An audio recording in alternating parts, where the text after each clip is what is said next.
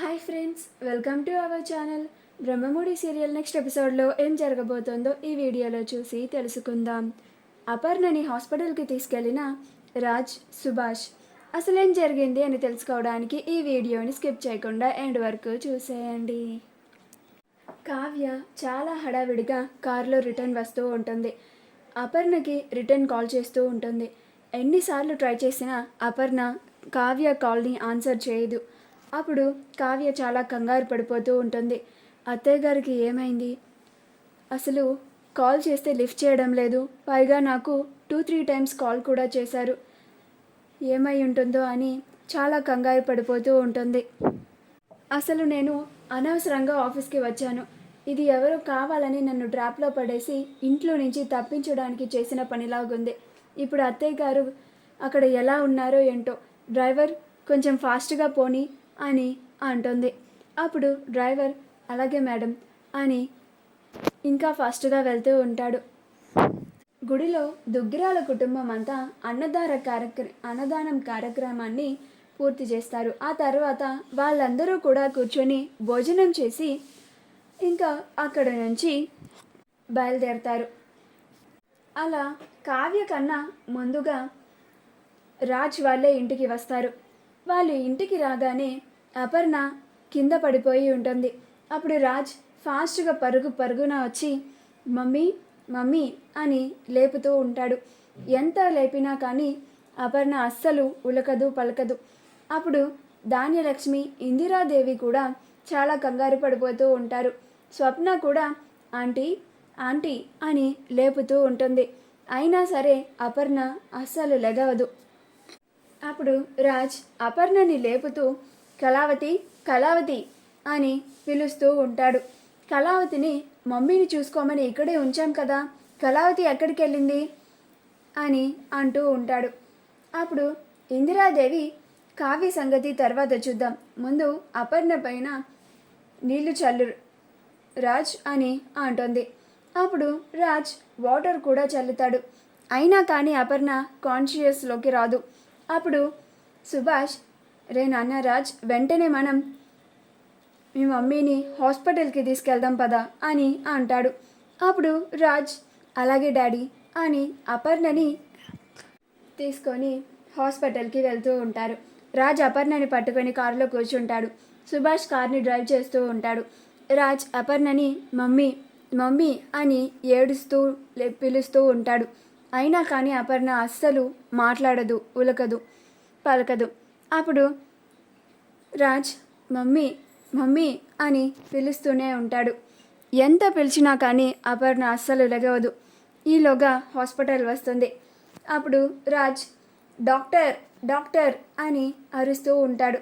ఈలోగా ward boys స్ట్రెచర్ని తీసుకొని వస్తారు. అప్పుడు అపర్ణని అందులో పడుకోబెట్టి లోపలికి తీసుకెళ్తూ ఉంటారు.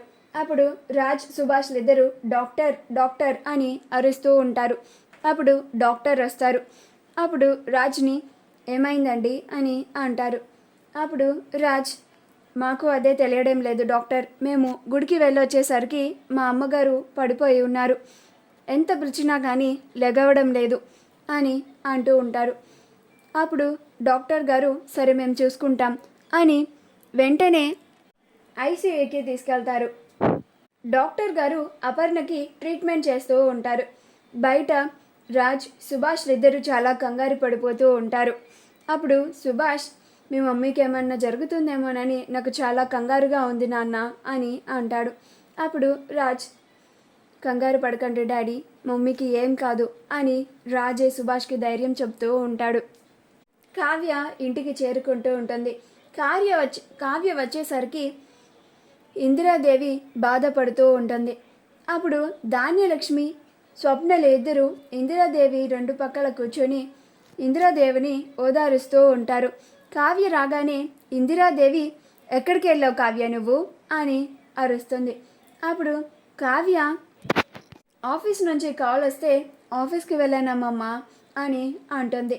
అప్పుడు ఇందిరాదేవి నిన్ను మీ అత్తయ్యని ఇంట్లో చూసుకోవడానికి ఇంట్లో ఉంచితే నువ్వు ఆఫీస్కి వెళ్ళొచ్చావా అని అంటుంది. అప్పుడు కావ్య అది కాదు అమ్మమ్మ గారు, అత్తయ్య గారే అని చెప్పబోతుండగా ఇందిరాదేవి, ఆపు కావ్య, ఇప్పుడు నీ నిర్లక్ష్యం వల్లనే అపర్ణ కళ్ళు తిరిగి పడిపోయింది. అది అసలు ఎన్నిసార్లు లేపినా కానీ లెగవడం లేదు, అసలు స్పృహలోకి రావడం లేదు. దానికి ఏమన్నా కావాలి, అప్పుడు చెప్తాను నీ సంగతి అని అంటుంది. అప్పుడు ధాన్యలక్ష్మి, స్వప్నలు ఇద్దరు ఊరుకోండి అమ్మమ్మగారు, ఆంటీకి ఏమీ కాదు అని అంటూ ఉంటుంది. అప్పుడు రుద్రాణి, నీకు మీ అత్తయ్య గారి కన్నా ఆఫీసే ఇంపార్టెంట్ అయిపోయిందా కావ్య?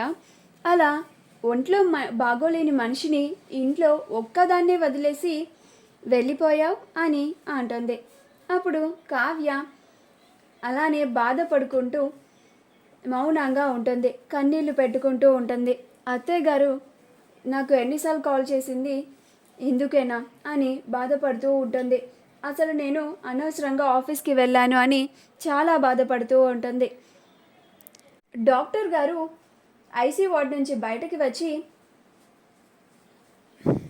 సుభాష్, మీ మిస్సెస్కి బీపీ చాలా పెరిగిపోయింది, అందుకే మరోసారి స్ట్రోక్ వచ్చింది, కండిషన్ చాలా క్రిటికల్గా ఉంది, 24 అవర్స్ అయితే కానీ ఏమీ చెప్పలేం అని అంటారు.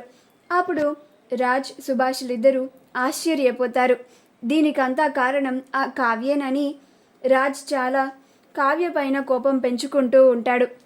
రుద్రాణి పక్కకి వచ్చి రాహుల్తో, రే రాహుల్, మీ అత్త ఈ పాటికి పోయే ఉంటుందంటావా అని అంటుంది. అప్పుడు రాహుల్, పోయి చాలాసేపు అయి ఉంటుంది మమ్మీ, మనం ఇచ్చిన టాబ్లెట్స్ మామూలు టాబ్లెట్సా, అవి వేసుకుంటే బీపీ పెరిగిపోయి ఇంకొకసారి స్ట్రోక్ వస్తుంది, హార్ట్ పేషెంట్కి 2 స్ట్రోక్స్ వస్తే చాలు కదా, దెబ్బకి ప్రాణం పోతుంది అని అంటాడు. అప్పుడు రుద్రాణి, నిజంగా మీ అత్త చనిపోతే కావ్యని ఇంట్లో ఒక్కళ్ళు కూడా ఉండనివ్వరురా అని అంటుంది. అప్పుడు రాహుల్, అవును మమ్మీ, ఆ దృశ్యం కోసం కూడా నేను చాలా ఈగర్గా వెయిట్ చేస్తున్నాను అని అంటాడు. అప్పుడు స్వప్న, అయినా మీ అత్తగారిని చూసుకోమని ఇంట్లో ఉంచితే నువ్వు అసలు ఆఫీస్కి ఎందుకు వెళ్ళావే అని అంటుంది. అప్పుడు కావ్య, నాకు ఇలా ఆఫీస్లో ఏదో ఫ్రాడ్ జరుగుతుందని కాల్ వచ్చిందక్క, అది అత్తయ్య గారికి చెప్తే అత్తయ్య గారు నన్నే వెళ్ళమన్నారు, అందుకని వెళ్ళాను, అక్కడ ఫైల్స్ చెక్ చేస్తూ ఉన్నాను, అత్తయ్య గారు నాకు కాల్స్ చేశారు, అవి నేను చూసుకోలేదు, లేకపోతే అప్పుడన్నా నేను తొందరగా ఇంటికి వచ్చి అత్తయ్య గారికి ఏం కాకుండా చూసుకునేదాన్ని అని బాధపడుతూ ఉంటుంది. మా వీడియో కనుక మీకు నచ్చినట్లయితే లైక్ చేయండి, షేర్ చేయండి, మా ఛానల్ని సబ్స్క్రైబ్ చేసుకోండి, పక్కనే ఉన్న బెల్ ఐకాన్ని క్లిక్ చేయడం మాత్రం మర్చిపోకండి.